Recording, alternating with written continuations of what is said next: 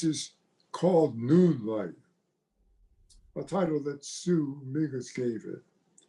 And its history is thus. Andrew Homzy, who had assembled Epitaph, was riding in a train, as I understood it, and with some of the music he was carrying, and in looking through it, he came across this lead sheet that he couldn't identify, wasn't from Epitaph, and he was intrigued with it, and he made a computer copy of it that Sue could listen to and sent it to her. And she found it very interesting and decided that she'd like to have an arrangement made. And she called me to go by and pick this thing up. And I did that. And as I look at what eventually transpired, it's very different. I'm just surprised how different it is than Charles's version here.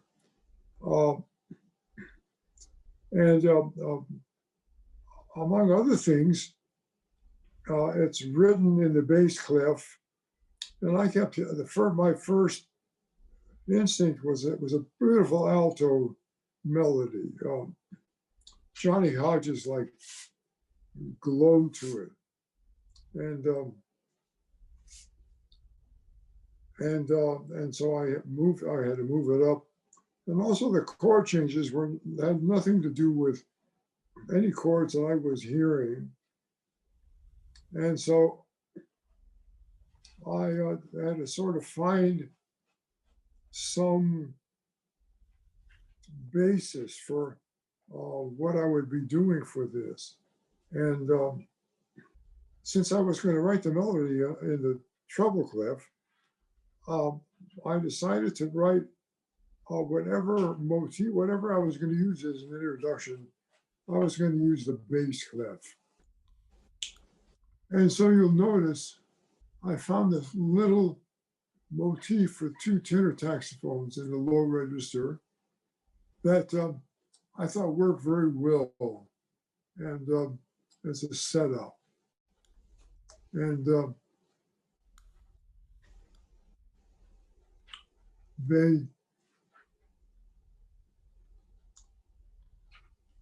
they repeat with a trumpet figure to fill it out. And finally, it gets to 1 or to 4 or 5, whatever it is. A, it's A. And so I've got the melody up there in the proper octave that I was hearing it in. And the chords that I was hearing, and the trumpets playing a little echo of the refrain that I used in the introduction. And it's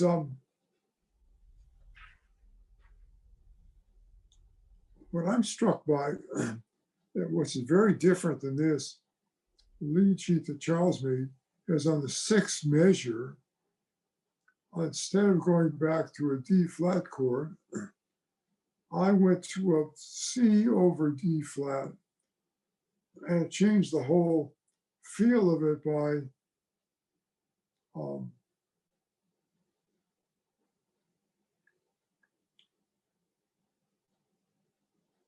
introducing a different different melody to it and a different harmonic thing. It's quite startling. And that sets up the concluding phrase. And so it's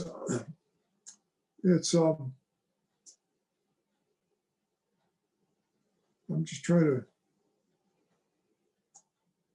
and so it's this is the first chorus, goes down to the last 4 bars in the page. And it's very different than Charles wrote. And when you hear it, you'll get some semblance of what happened. And I decided to use the opening tenor saxophone motif as a turnaround on it, and so that it's a repeat of the introduction, almost intact, except for the last 2 measures, and it just worked out really nicely.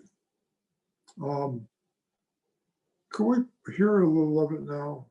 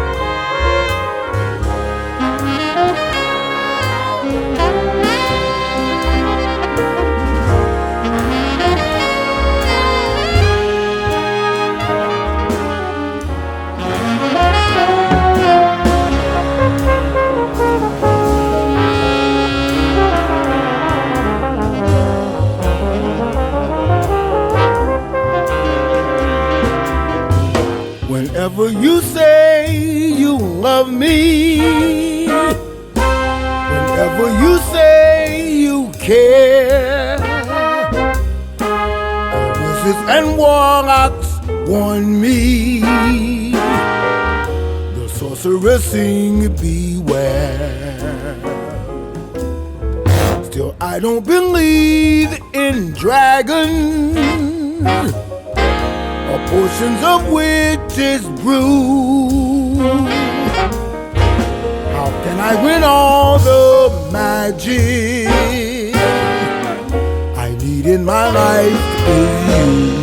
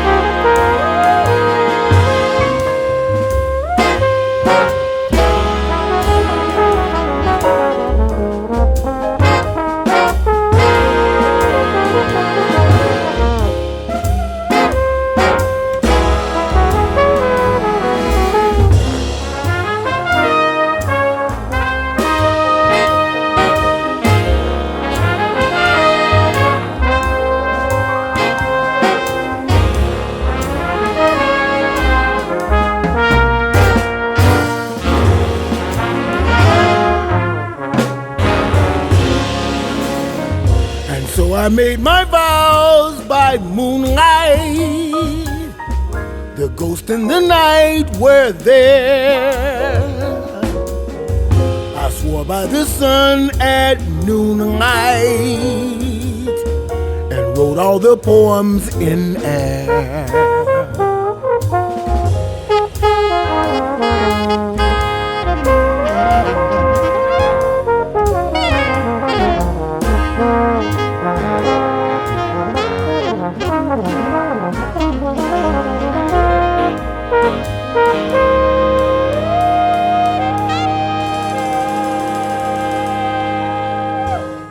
Let me tell the story of how it evolved. Is that okay? Yeah. All right.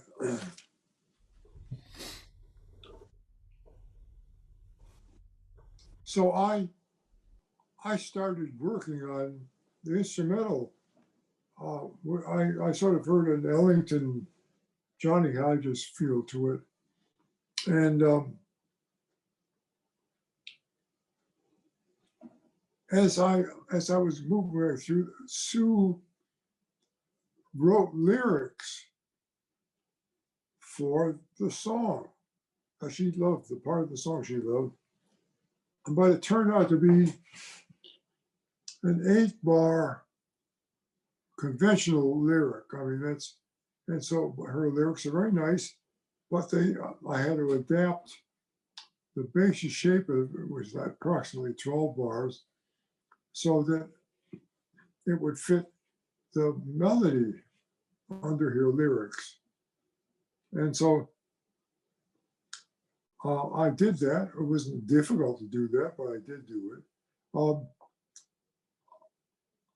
But that brought another interesting development in that the minute that it became a vocal, we were recording Mingus Sings at the time, and suddenly it was obviously going to be included in Mingus Sings.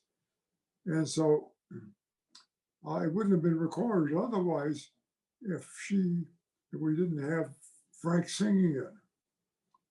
And so it may never have gotten recorded, but I'm very happy that it did.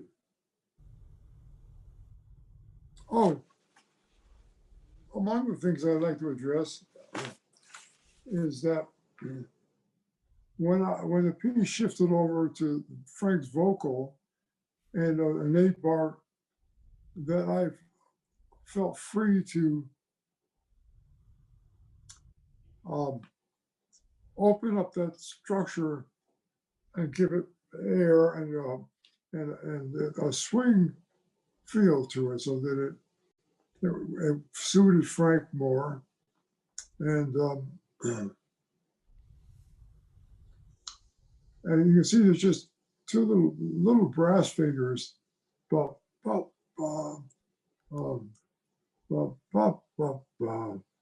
was kind of like, I intended them to be like a solo group of a 3-horn section playing responses, and so that they're popped out. But I wanted the band to get a nice springy, swingy feeling going on the 16 bars of that vocal beneath Frank. And then when it segues out of that, I use vamps a different way. Just a lot of detail that I'm interested also that how often I used 6/4 in the chart, in my version of the chart, which Charles didn't do. And I found it very natural in some of the figures.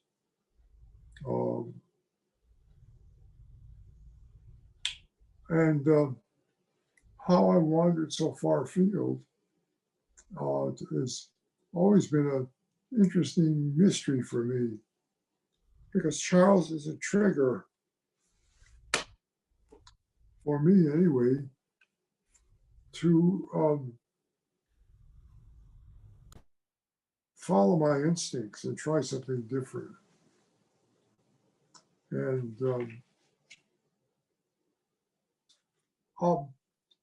so far, we played, this is the third tune we played. Well, maybe the third tune we played. And the first one was the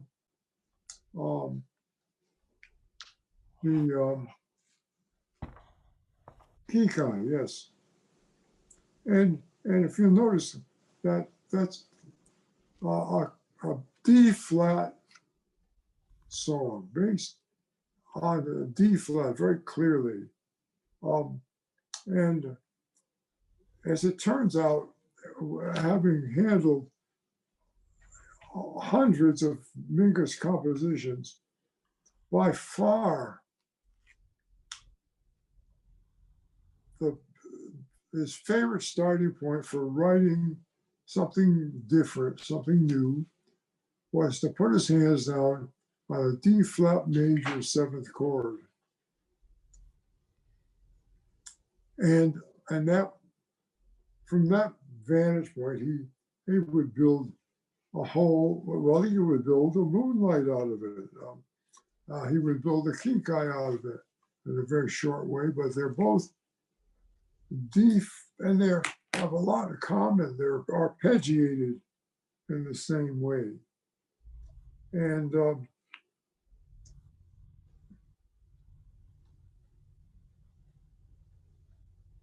I know he also loved to play in D flat. And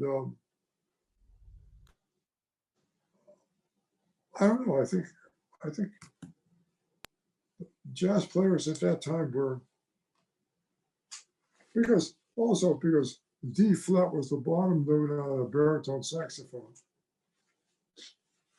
And so arrangers who wanted a nice expressive group note for whatever climaxes they had going, whatever they were doing, would like D flat because the baritone would go down and anchor it. And bass trombones were not commonplace in those days. And so the bottom note until the A baritone came out was a D flat concert. And so just an interesting sidelight into the mind of Charles Mingus.